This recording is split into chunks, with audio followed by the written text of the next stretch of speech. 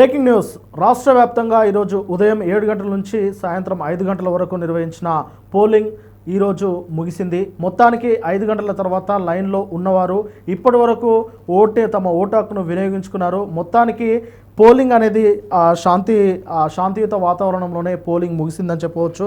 అయితే రంగారెడ్డి జిల్లా ప్రాంతాల్లో తక్కువగా ఓటింగ్ నమోదైనట్టు తెలుస్తూ ఉన్నది.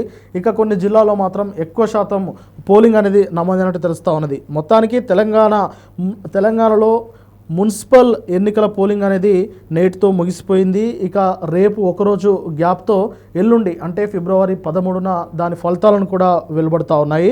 మొత్తానికి నల్గొండ జిల్లాలో 75% పోలింగ్ అనేది నమోదైంది. ఇది అత్యధికంగా జిల్లా వారీగా చూసుకున్నట్టయితే నల్గొండ జిల్లాలోనే అత్యధికంగా నమోదైనట్టు తెలుస్తూ ఉన్నది.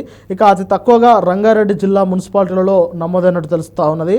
నిజామాబాద్ జిల్లాలో 75% దాటినట్టు తెలుస్తూ ఉన్నది పోలింగ్ పర్సంటేజీ. అలాగే వరంగల్, ఖమ్మం, ఆదిలాబాద్ జిల్లాల్లో 75%గా పోలింగ్ నమోదైంది. మహబూబ్ నగర్ జిల్లాలో 65% వరకు మాత్రమే పోలింగ్ నమోదైనట్టు తెలుస్తూ ఉన్నది.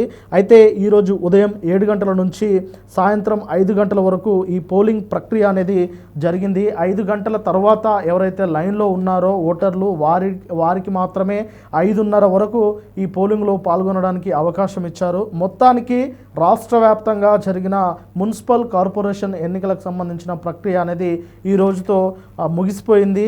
ఇక ఈ రాష్ట్ర వ్యాప్తంగా చూసుకున్నట్టయితే దాదాపు 70% పైగానే నమోదైనట్టయితే తెలుస్తూ ఉన్నది ఓటింగ్ శాతము.